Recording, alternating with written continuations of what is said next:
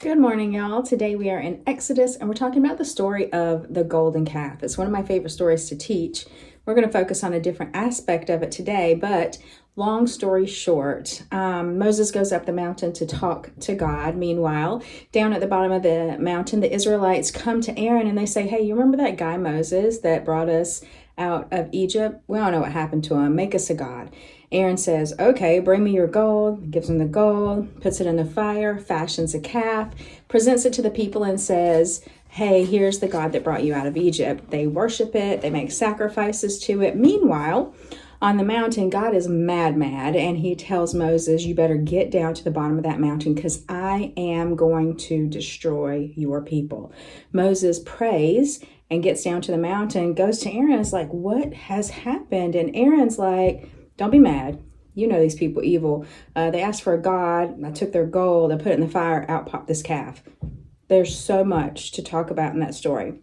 But what I want to focus on today is the power of prayer. So let's read in verse 11 of chapter 32.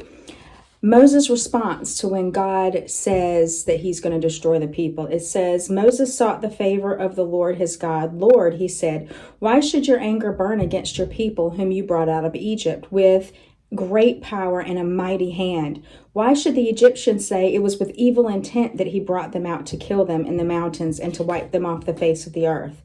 Turn from your fierce anger, relent, and do not bring disaster on your people. Remember your servants Abraham, Isaac, and Israel, to whom you swore by your own self.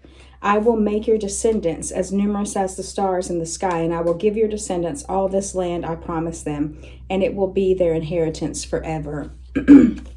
So the common phrase is there's power in prayer, and I'd like to add to that, yes, there's power in prayer, but there's power in prayer when we know and understand who we are praying to. Moses knew God. Moses knew God's holiness, his judgment, his loving kindness. Here in this prayer, we even see how Moses is acknowledging God's might while appealing to his mercy. He's acknowledging the greatness of God while appealing to his goodness. Moses knew God. He knew that the promises of God, that they would never fail. He knew what God had said. He even said at one point, "Remember?" Whoa, Moses, like you are talking to the all-knowing God of the universe. The audacity to try to remind God of something. But Moses knew God, and he knew that God's promise would never fail. His words would never fail. Heaven and earth shall pass away, but God's words will not pass away. One of the keys to the power of prayer is knowing and believing this book and its author. I'd like to add something too I wasn't planning on talking about, but believing this book and its author, not believing what we see, not say, "Oh, but I see this, but what does this say?" Or not believing what we feel. "Oh, I feel this way, but what does this say?"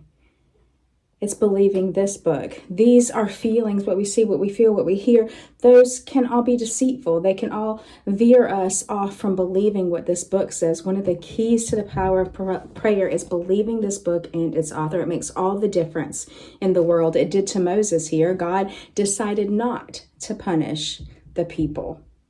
And y'all, let's just not neglect or not take for granted the privilege it is to pray to the Lord and the power that we have in prayer and knowing that God hears us and moves and acts in response to it.